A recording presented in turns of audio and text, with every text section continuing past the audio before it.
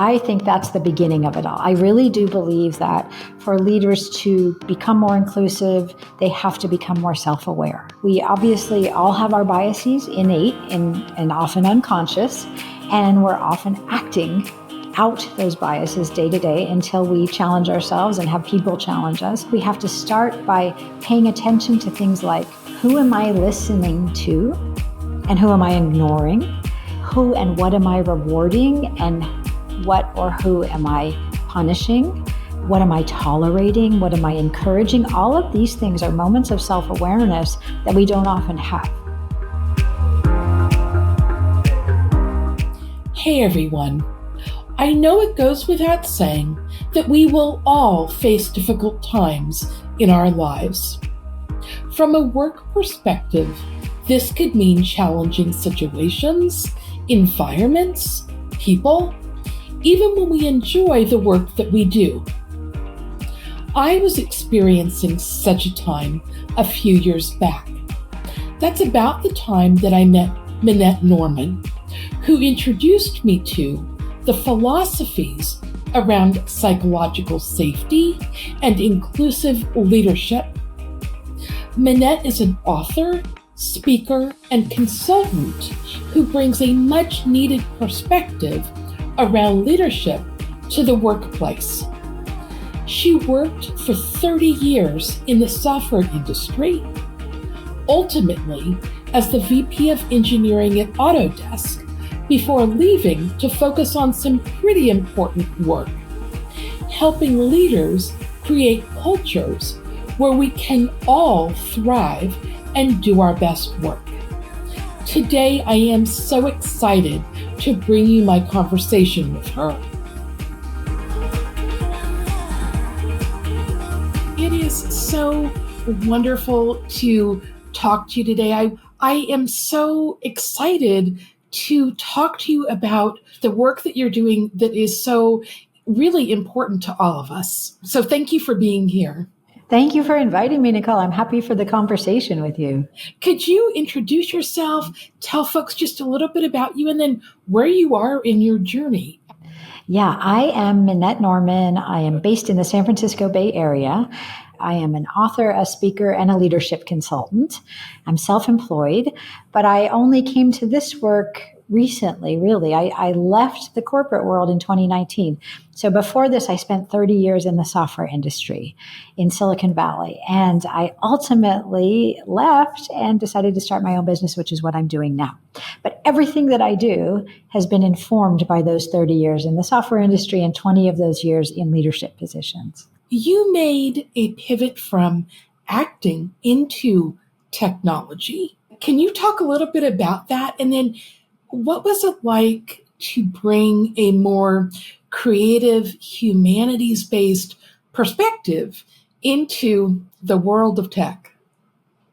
Yes, my deep, dark secret was that I originally planned to be an actor, a professional actor. I majored in drama and French and thought that that's what I would do. But I realized pretty quickly after I got out of school that it's just such a hard life of hearing no and getting rejected all the time. I didn't like going to auditions. And so I had to figure out what's my plan B. And it was actually that second major, the French major, that helped me get into tech. Sort of what happened was I was living in New York City trying to be an actor. I got a job working for the French Trade Commission. And it was when they were introducing PCs. And I just started playing around, figuring out what could I do. I had never taken a computer science class, but I was a quick study. And I realized, oh, this is fun. I really like this. A friend of mine said, you should go into tech. You should be a technical writer. You'd be good at explaining all the technology in clear language. You're a good writer. So that is what brought me into tech. It's funny because when I got into tech back late 89, really early 90s, and I was working at Adobe initially, it was full of creatives. It was full of people that wouldn't necessarily consider themselves techies. Of course, there were the techies and the engineers and the architects and all of that, but there were also a lot of designers and writers and people who would just font designers, people who would classify themselves as creatives, and more on the humanities side than on the tech side. So it's funny because now, 30 plus years later, it's all STEM. But honestly, from day one, the tech field was was really full of people from different backgrounds. There was a good balance of humanities in tech. And maybe we've gotten a bit away from that today. But back in those early days, it wasn't strange to say like, oh, this person who was an actor and a French major is now writing manuals. That wasn't so strange back then. So it's funny. Now we really separate the two and we think you're either STEM or you humanities and ne'er the twain shall meet. And I think that's a false dichotomy because I think so much of those deeply human skills and things we learn in the humanities are absolutely critical and relevant to tech workplaces and all workplaces. And as you know, that's the work I'm doing now. But I don't think we ever didn't need that. Yeah, that's so true that we tend to draw that, hard line between them. What was it like to then transition from that tech world into what you're doing today? Well, I would say being my own boss and having my own business is very different because I always worked for a company for my whole career. So that part was different. But in some ways, the work that I'm doing, I would say is a continuation of the work that I started doing when I was still in tech, because my last 5 years, and this is how you and I connected actually, was when I was VP of engineering at Autodesk. And I had a very large mandate. My mandate was, on paper was to transform how we developed software. And I realized, yes, it's partially a technology challenge, but more than anything, it's a cultural challenge. It's about human behavior, human interaction. How do we hear more voices? How do we respect different perspectives? I put on this big tech conference every year, internal conference, and I would always give a keynote. And every year I chose to give a keynote, not about the technology my team was really leading, but about whether it was empathy or collaboration or diversity and inclusion, because I felt like these are the things that are not being talked about that are absolutely critical to our success and our transformation. So I started that work and did that work for several years. And then when I felt like I had reached a point where I was no longer able to do great work, then I felt I'm not done doing this work. I just need to do it in a new context and I need to do it on my terms.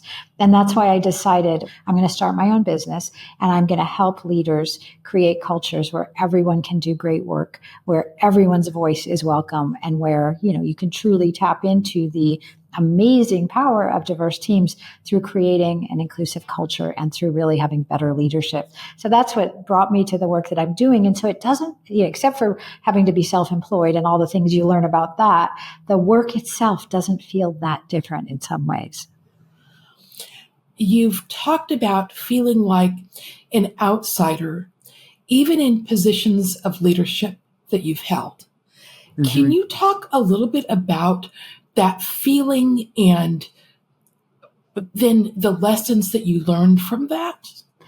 Yes, I do talk a lot about the insider and outsider dynamic, having experienced it myself, and having this a little bit of a naivete that if I got to that almost highest rank, I wasn't in the C-suite, I was one level below the C-suite, but there I was in an executive role. I had a huge team, I had power, I had privilege, I had all those things, and yet I often felt like I wasn't part of the insiders club. Like there was still a club and I was not part of it. And the way I felt it was, you'd be in a meeting with my peers and I would feel like my voice isn't really welcome here. Or when I speak up, people ignore me or they roll their eyes because I'm, offering a different perspective. I just feel like, okay, doesn't matter. I could probably be in the C-suite and still be experiencing that. And I realized this is something so many people are experiencing day to day. Now, look, I was in this privileged position. I had a lot of influence, and there were people throughout the organization who didn't have the power, the privilege, etc. And I saw how they were feeling like outsiders, being silenced, feeling like their voice wasn't welcome, their perspective, their experience was not welcome. And I felt like, this is so prevalent. It's not just me, right? Sometimes you're the only woman in the room and you feel like, okay, I really am not part of this club, the boys club. But it went far beyond that because there were women who were in the insiders club. And yet I wasn't one of them. One of the things that I learned as I was experiencing it myself, I was also mentoring a lot of people and just reading a lot to try to understand what we're all dealing with here in this complicated world of work. And I learned that, of course, this is built in many ways built into us, that there's this natural affinity bias we have for people like us. And so we're always classifying the world into like us and not like us. And, there's this insiders club, and we want people who are just like us in that club, and everyone else is sort of the outsider. And the people who are feeling left out, this was a fascinating study I read. When you feel like an outsider, you're experiencing pain. Your brain registers pain when you are excluded in exactly the same way it registers physical pain. So I'm realizing that, as I feel kind of not part of the Insiders Club, I'm suffering every single day at work. I'm suffering, as are many, many of my colleagues, probably my staff members, etc.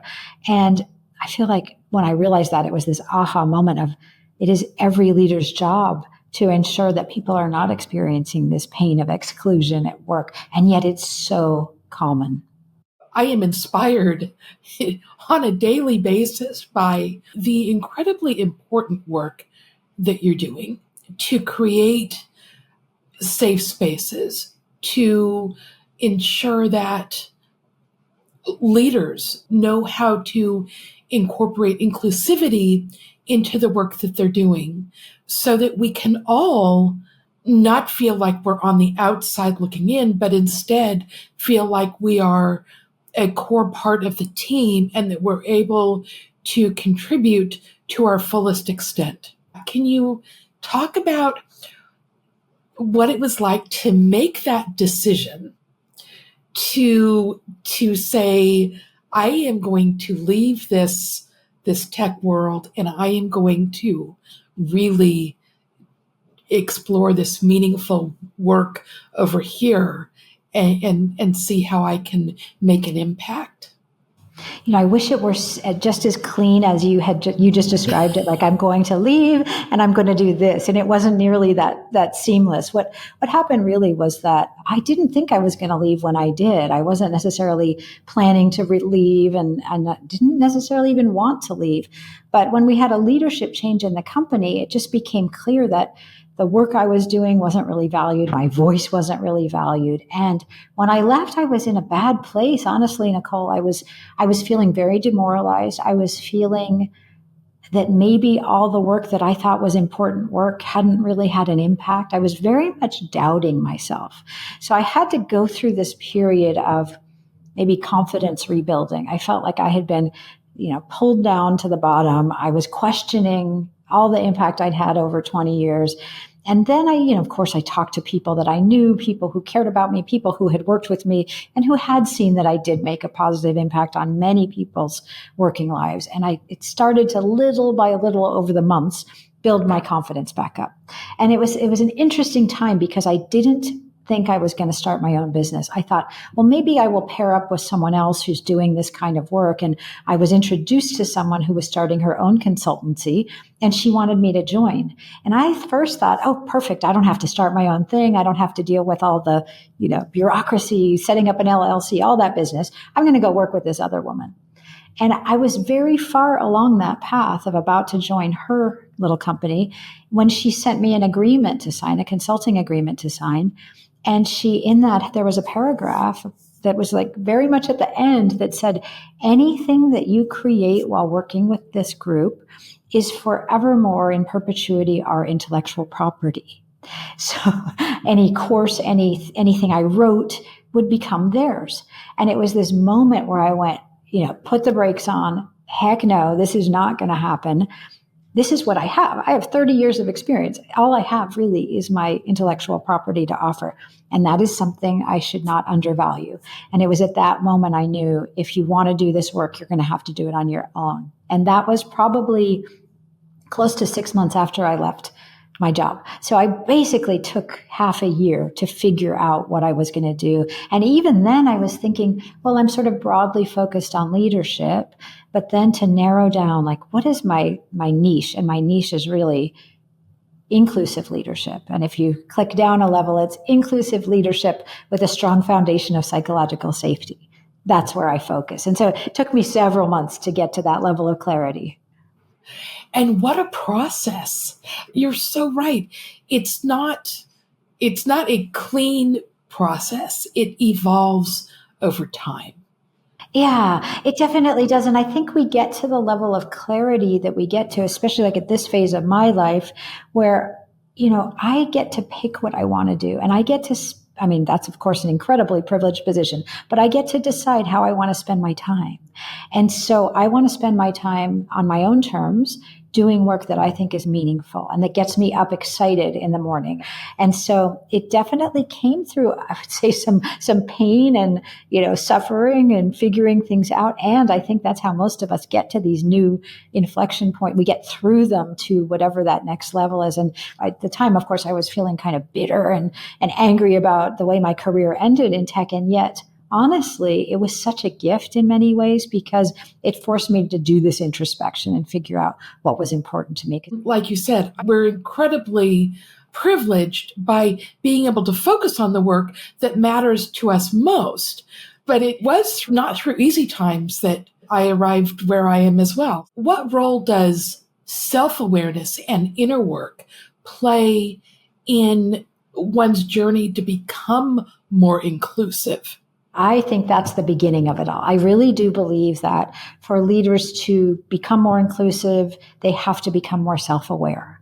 And I think the problem is, and I was like this a lot of the time too in leadership, is we just don't even know how we're showing up. We obviously all have our biases innate and often unconscious, and we're often acting out those biases day to day until we challenge ourselves and have people challenge us. We don't even know what tone we're setting because we just operate fairly automatically a lot of the time. And so I think we have to start by paying attention to things like, who am I listening to and who am I ignoring? Who and what am I rewarding and what or who am I punishing? What am I tolerating? What am I encouraging? All of these things are moments of self-awareness that we don't often have. And I think that is the starting point, that I have to get much more in touch with how am I showing up in every interaction, whether it's passing someone in the hallway, whether it's a one-on-one meeting, whether it's a team meeting, whether it's an all hands, from one-on-one interactions to how am I showing up in a group.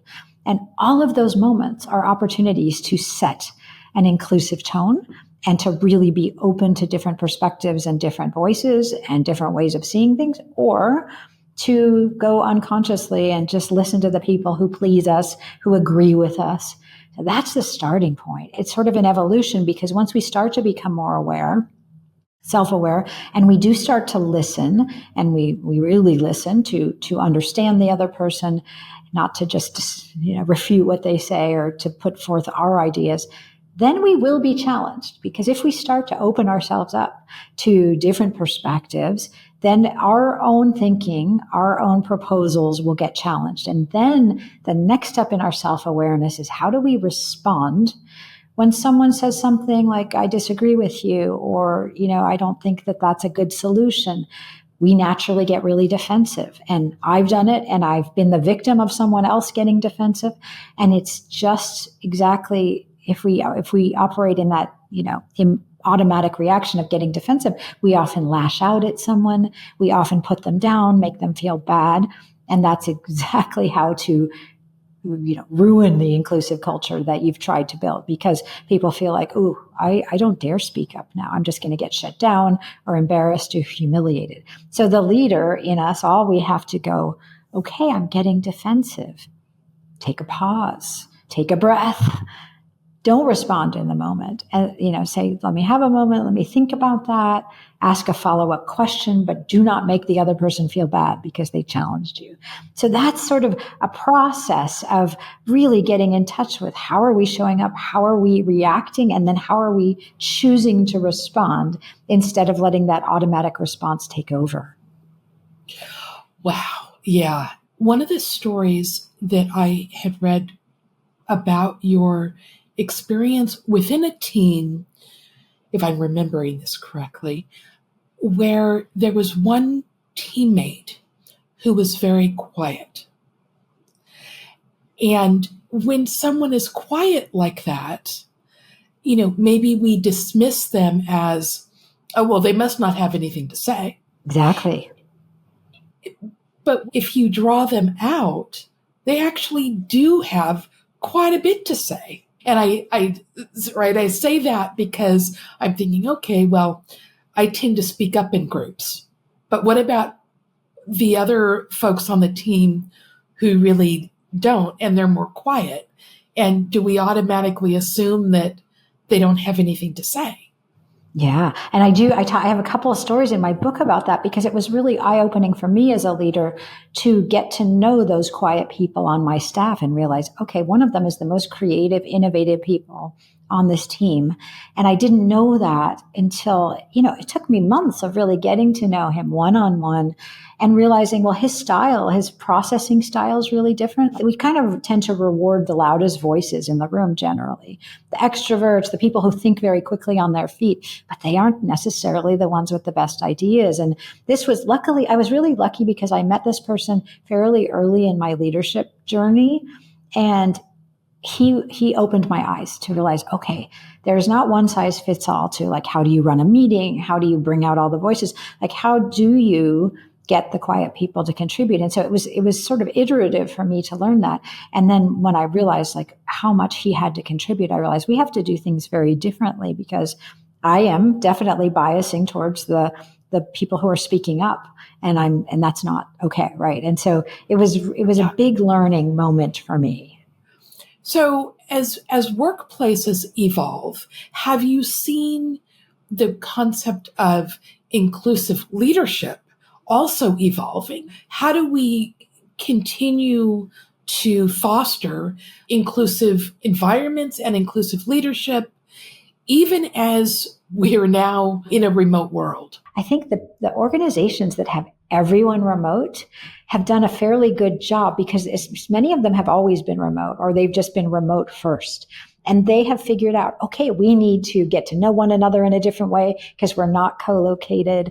And they maybe they're farther ahead than the companies that suddenly had to figure out during the pandemic, what are we going to do now? We've always been in person, or we've certainly mostly been in person.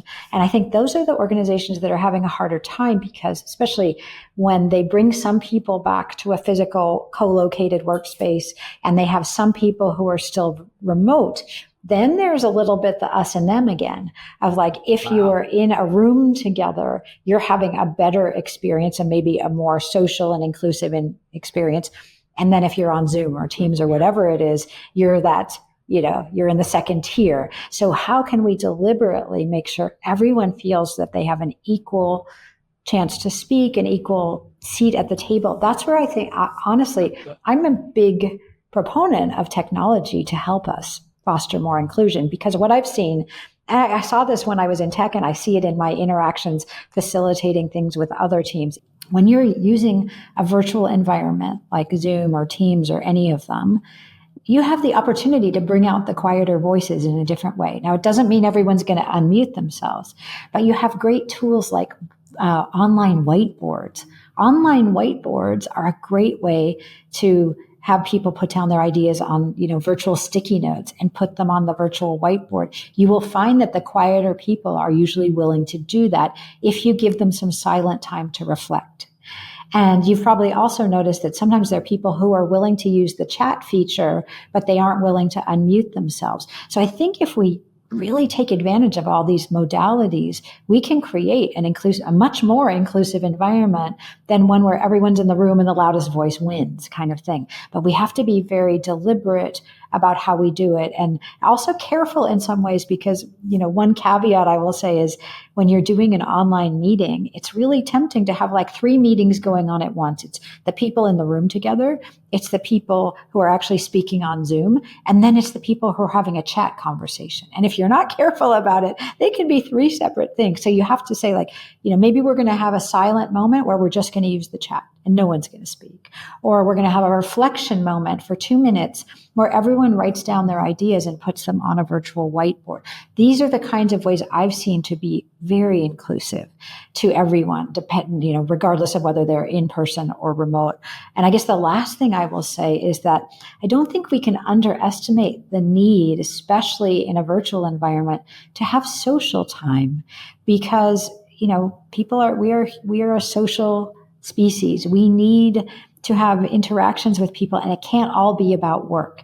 And so I think we need to build into our virtual meetings time to just get to know one another, time to talk about what's going on besides the work at hand, so that we know each other as human beings and not just as coworkers.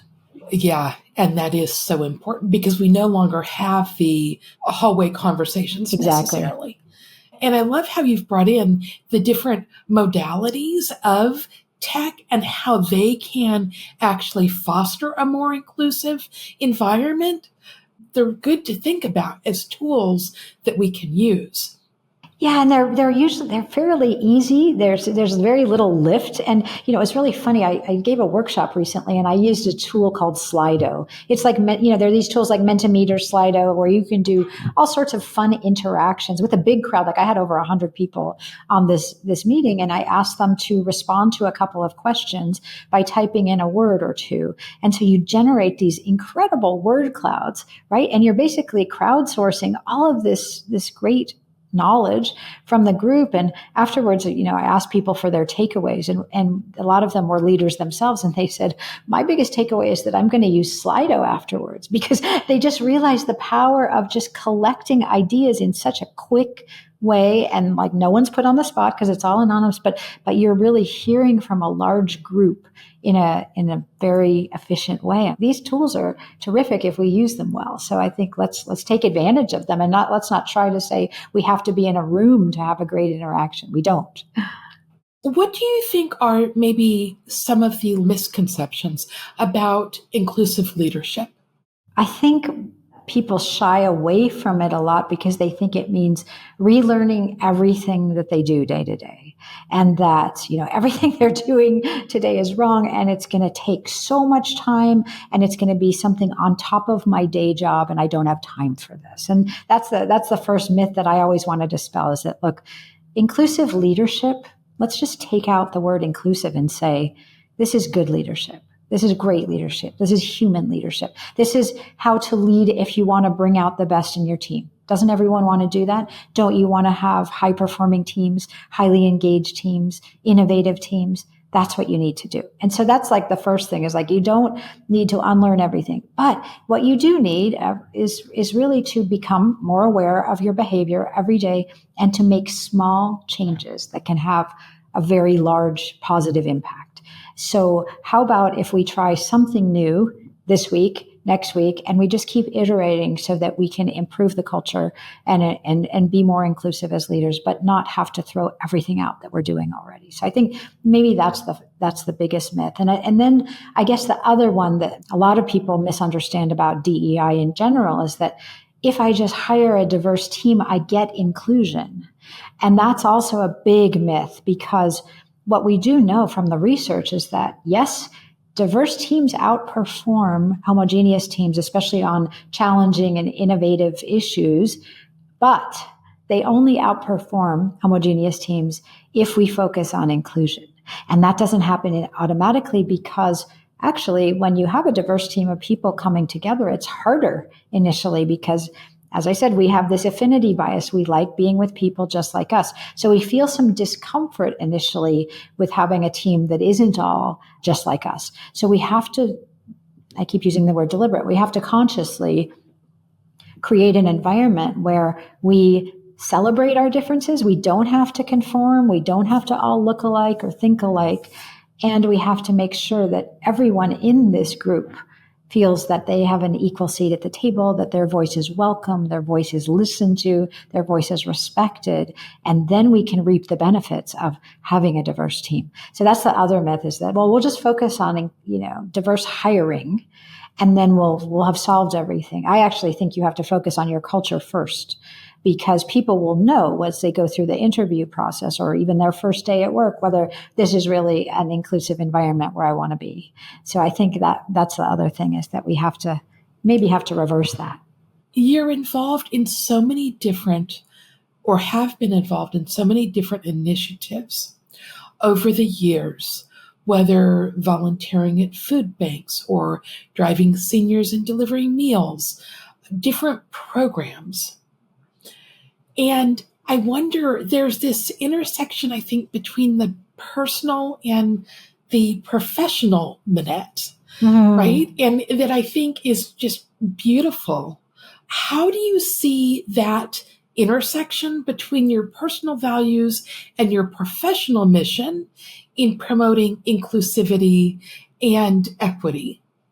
That's such a lovely question. I guess the intersection for me is that, I believe that we all have to take care of one another on this planet. And when you have certain privileges, then it is really incumbent upon you to give back in whatever ways you can. And so I've always done volunteer work. And I think that comes from even from my parents. My parents were always involved in community and volunteer. And I guess that was just part of my ethos growing up, that we give back. So I think how that translates into my career and my work is that as I was rising up through, first level manager, senior director, VP, with each of those steps along the way, I felt like it's really important for me to give back, because I am gaining, power and privilege and all the advantages you get by going up the corporate ladder. And I want to bring people along with me. I want to lift people up. I am not there's that myth of the queen bee. There can only be one of us. There needs to be a lot of us. There need to be as many of us as possible. So I want to give back. And so the way I brought this to the workplace, this sort of volunteer spirit of helping others as I do well, was to be a mentor and a sponsor and an ally internally. I did a ton of mentorship, and I felt like that's how I gave back within the organization. I don't know how many dozens of people I mentored over the decades, and then moved into sponsorship for some of them, where I really helped them get to their new position or new career. And then really being being an ally, I think one of the things we can all do is help be a voice for people who don't have a voice or are feeling silenced. And when I left my job, my staff members, they basically crowdsourced an award for me.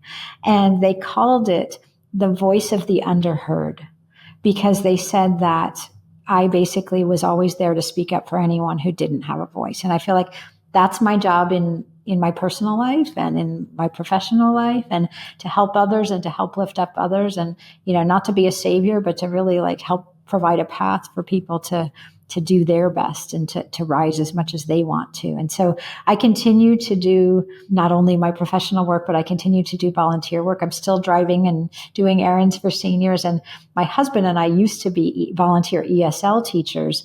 And the other day we were cleaning out a drawer and we found a thank you card from one of our groups of students. And we looked at each other and said, should we do that again? So I think we're going to go back and start doing that again too, because it was really meaningful work. Oh, how wonderful. What has been the inspiration that has driven you through all of these different experiences?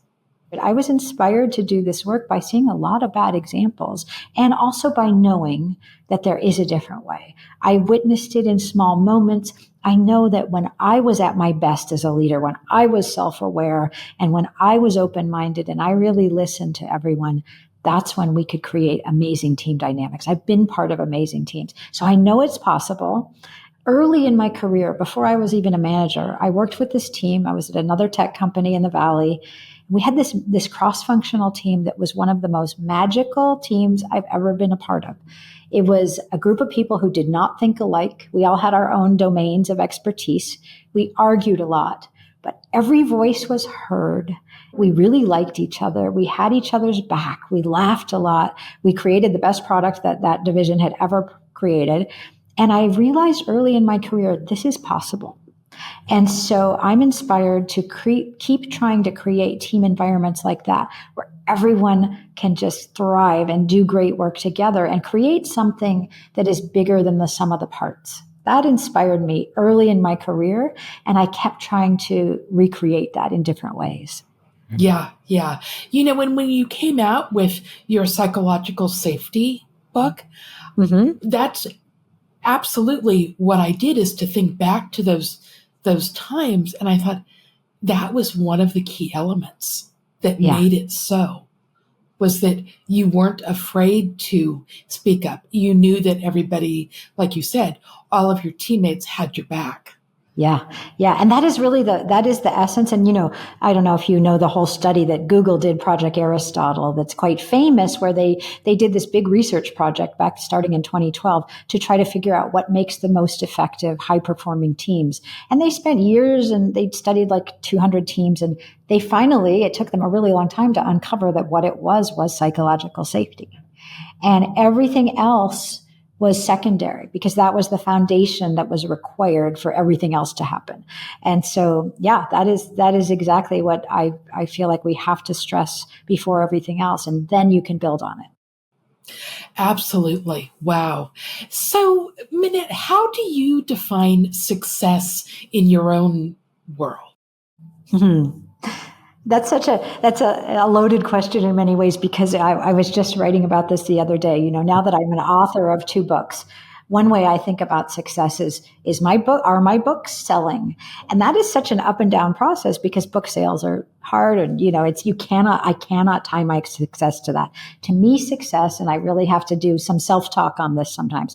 To me, success is knowing that my work, whether it's my books or my consulting or my speaking, is having a positive impact somewhere on some individual and ideally on some organization or team. And I know that it is because I hear that from the people I do work with, and I hear from people I don't know who, like today, I found a post on LinkedIn of someone who said, I just read The Boldly Inclusive Leader. What an incredible book. It was a CEO in the biotech industry, someone I didn't know. Like, okay, that's success. A stranger posts about my book. That's success. Someone says, this is a true story. I'm working with a team over the course of this year. And someone said, I tried out one of the things that you recommended, and it has been game changing for my team dynamics in such a positive way. That's success to me. Yep. Absolutely. And I saw your post about this and absolutely. I'm like, yes, because the numbers, I think, are the vanity metrics. They are. Right. Yeah. I so agree with you. It's that impact that heartfelt, deep impact of your work. Wow.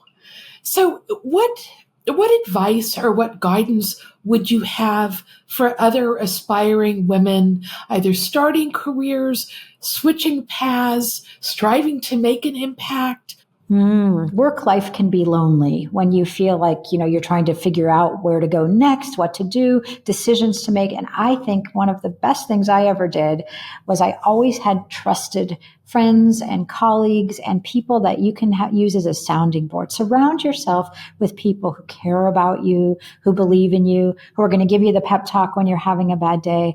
You need those people around you because there will be hard moments, there will be great moments, and you want to just have someone that you can speak to. And then remember that your voice matters and it deserves to be heard. And you've got to find an environment where you can speak up and share what incredible insights you have to share with the world. And if you're in an environment where you can't do that, then, what are you going to do to find someplace else where you can be appreciated and heard? And I know there are times when we have to stay in jobs because we don't have an option, right? We have to pay the bills, whatever it is. But just in the long term, that you want to be in an environment where you can really thrive and do your best. And so strive to find those environments. And sometimes you find those because of your network, of the people that you know and who care about you, who say, Nicole, this would be a great place for you to be. Or, Nicole, stay away from there. It's not really a great place. So I think the more we have these trusted advisors and friends and colleagues and confidants, the better off we're all going to be. Don't try to do it alone. So true. So true. So, Minette, as we close, what does She Lights the Way mean to you? I absolutely love that. What it means to me is that she and all of the women in the world really do bring light to the world, and that we have lights that need to be shown brightly, and that we don't want to dim our lights, that we have to be out there in our full power with everything we have to offer, and we we will lead and light the way to a much brighter future for this world. And it's about the work world, but it's also about the larger world. And so to me, it's about shining brightly and, casting out the darkness. Well, you and your work certainly shine brightly for me. Thank you so much for being here. Well, thank you so much for inviting me. I've enjoyed every minute of it. I hope you enjoyed my conversation with Minette Norman. She brings real hope for our workplaces of tomorrow. If our conversation resonated with you, be sure to check out her website and her books, The Psychological Safety Playbook and The Boldly Inclusive Leader. You can also connect with Minette on LinkedIn. All of those links are in the show notes. I'd love for you to share your thoughts about our conversation. Feel free to leave a comment on any of the social handles for the project or shoot me an email at nicole@shelightstheway.com. And don't forget to follow She Lights the Way for more stories coming your way. Until next time.